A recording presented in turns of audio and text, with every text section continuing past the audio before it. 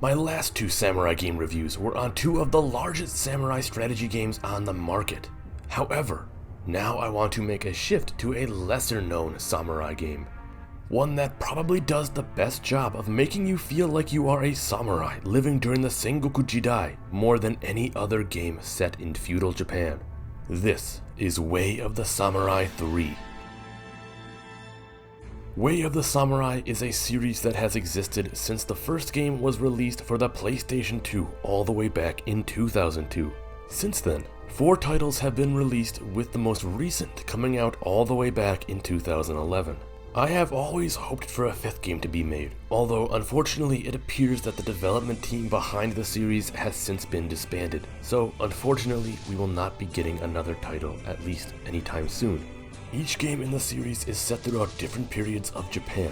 While the first game takes place during the Meiji Restoration, the second and fourth games take place during the Edo period.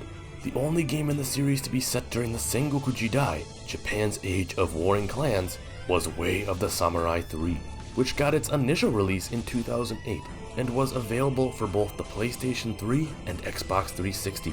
Years ago, I played this game on the 360. Yet in 2016, the game was ported to PC and was released via Steam, so that's what I'm playing on now. Of course, with it being a PC port, you will need to either use a controller or remap a lot of the keys in order to be able to play the game properly. Now, each Way of the Samurai game is essentially an RPG, full of diverse story decisions, interesting and unique characters, quests, reputations, crafting, and a very well put together fighting system, which I can say is easily the best katana fighting simulator on the market. Yet even with these many standard RPG tropes, I can also honestly say it is an extremely unique experience. But why is that? Well, let us jump in and find out. When you first start the game, you will be greeted with a character creator, and while at first the customization choices may seem rather limited, you can eventually unlock many more options to truly make some very unique character appearances through different heads, armors, accessories, and even NPC models. You can even make your character look extremely goofy if you feel the need to, as it can really make for some comical cutscenes. And while some of the game can actually come across seeming rather cheesy, overall, the tone stays serious enough for you to not take the entire experience as a joke. The story takes place in the fictional Japanese province of Amana, which was previously lorded over by the Sakurai clan. However, a Sakurai retainer by the name of Fujimori Shuzen rebelled in a truly Sengoku period fashion, slaying his lord and nearly taking over the entire province. And while he seeks to unite Amana, former members of the Sakurai clan seek to restore their once great position. However, while these two factions engage in a petty squabble for the land, the threat of Oda Nobunaga looms overhead as his armies draw nearer to their invasion of Amana. You start the game a survivor of the battle in which Shuzen slayed the former Sakurai daimyo. Your past is unclear, yet the future lies ahead of you. How will you come to impact Amana? Something truly remarkable about this game, as well as the rest of the games in this series, is that your decisions have tremendous impact on the overall outcome of the story, as Way of the Samurai 3 boasts 22 different possible endings. That's more than any other game I've heard of. Each ending is triggered, of course, by your actions throughout the story. This means what you say to people, who you kill, who you simply just beat up, which cutscenes you seek out versus which you avoid, and most interestingly, if you choose one of your quick select options during a cutscene. What I mean by this is that there are quick select options that will present themselves briefly during most of your cutscenes. They either allow you to draw your sword, or simply bow and be on your way. If you don't choose either option, the scene will just continue normally, yet taking one of these paths may drastically alter the direction your story goes in. Now, one of the prime aspects of this game is building up your reputation, and you can do this by completing jobs. People who give you jobs can initially be found in the village and the town, and later, after you pledge your allegiance to one of the factions, you can also receive jobs from either of the Fujimori clan or Oka clan. The better the reputation you have, the more you'll be recognized and respected by people. However, it also works the other way around. Being rude and engaging in acts of violence will also cause people to hate and fear you. Just don't be rude to the Biwa players. They allow you to save your game. What's even more interesting yet is that if you begin openly fighting members of the opposite faction, they will begin attacking you on sight when you run into them. This creates a true sense of immersion as Amana feels alive, reacting to your decisions. Of course, jobs also reward you with money, as you will need to accumulate wealth if you ever want to purchase items from one of the many vendors in the game. However, you must be vigilant, as you can be hit by a thief who will bump into you, pick your pockets, and run off with what can be a very large amount of your cash. Luckily, this usually only happens at night, and not much usually goes on at night, besides a few cutscenes here and there. Although, there is another thing that can happen at night, which is extremely cool and yet very creepy. If you find yourself wandering around in the dark, you may end up bumping into a mysterious individual wearing a straw hat that completely covers his face. He will immediately draw his sword on you and try to kill you. And while you probably will just think this is some criminal or bloodthirsty murderer, this individual actually is taking part in an activity that really occurred in feudal Japan. This was what was known as Tsuchigiri, which translates to Crossroads Killing, an act which took place throughout each period of feudal Japan, yet was most prominently seen during the Sengoku Jidai, when times were a bit more lawless. Tsuchigiri was when a samurai, after receiving a new sword or developing a new fighting style, would attack an unexpected bystander at night, in aims to kill them in cold blood to test out their new blade or technique. The fact that Crossroads Killing made its way into Way of the Samurai 3 is very cool, and shows the unique attention to detail that can be found within the game. Now, something that cannot be ignored is this game's great combat system, which is honestly easy to learn yet hard to master. Way of the Samurai 3 offers the use of both swords and spears, each with their own light attack, strong attack, and blocking mechanics.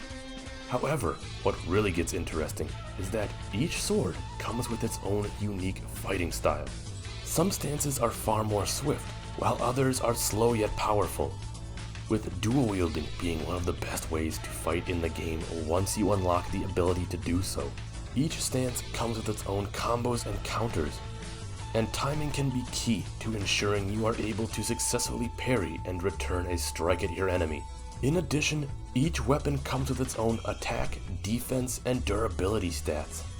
In fact, the same sword picked up on 2 different playthroughs will often have completely different statistics. However, weapon stats can also be upgraded by a blacksmith, who can also craft new weapons as well. While visiting the smith, you can use the weapon pieces you have acquired to make swords or spears, which can be truly time-consuming, as it is often very difficult to find the right pieces to make the perfect unique weapon. Yet in the end, it can feel so rewarding. And to add even more on top of that, killing hundreds of enemies with a particular weapon will allow it to be appraised, gaining a new title and reputation. Alright, so far I've mentioned what the game does great, which is actually quite a lot. Yet now I want to move on to discuss the unfortunate problems this game has. My largest complaint about Way of the Samurai 3, by far, is that the game ends very quick. Each playthrough of the story will really only take you about 2 hours to complete, depending on if you decide to work any extra jobs or not. I understand this may be done because there are so many endings and so much replayability, given the fact that when you start a new game, you do so with everything you have acquired and unlocked from your previous playthrough. However, it doesn't change the fact I wish this game was longer and gave more closure to your character, as most endings just come off feeling extremely ambiguous about your fate regardless of which ending you receive. A fine example would be the ability to play out the conflict with Oda Nobunaga. In each playthrough, the story comes to its climax right after the Nobunaga invasion event occurs. as Lord Shuzen is informed that the Oda will be invading imminently. Whether you side with Shuzen, the Sakurai clan, the Oka bandits, or just yourself, the game always seems to end prematurely before that ultimate battle occurs, leaving it up to the narrator to give some cheap explanation of the events that would come to transpire. Another issue I have with the game is the samurai score feature at the end of each playthrough. Every time you die or end the game, you receive a samurai percentage, a title for your character's actions, and an amount of points earned for completing certain actions throughout the story. And it's through the accumulation of points that you will unlock all the heads, outfits, and features this game has to offer. And honestly, that's fine. What I don't like is the villain penalty. Killing or attacking innocent people, even by pure accident, will cause you to lose points, lowering your total overall score. Thus, the game really wants to force you down a path of righteousness, rather than one of free will and choice. In fact, why even give the option to draw your swords so much, if doing so will often result in an action where you will end up losing score? It doesn't make sense, and rather, it makes me wish there was a villain system. Say if you play the role of a hero, you will unlock more hero-oriented faces and outfits, while if you play the role of a villain, you will unlock more villainous faces and outfits. For me at least, it makes sense for the scores to be separated, rather than for one to be a detractor on the other.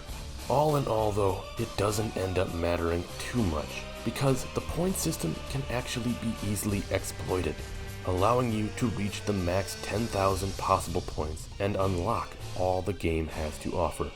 At that point, the score will no longer matter, and you can simply do as you please. Anyways, in conclusion, I give Way of the Samurai 3 a 7 out of 10. This is a game that has tons to offer for those who love the feudal Japanese setting, which this game faithfully recreates with its detailed world, interesting story, unique RPG elements, and great combat system. However, the quick ending to the story, regardless of which ending you receive, can cause much to be desired, as the game often ends leaving you wanting so much more. So, have you played Way of the Samurai 3? If so, what are your thoughts on it? Let me know in the comments below. And as always, thank you for watching, and don't forget to like, subscribe, and ring that notification bell if you enjoyed this video and found it to be most entertaining.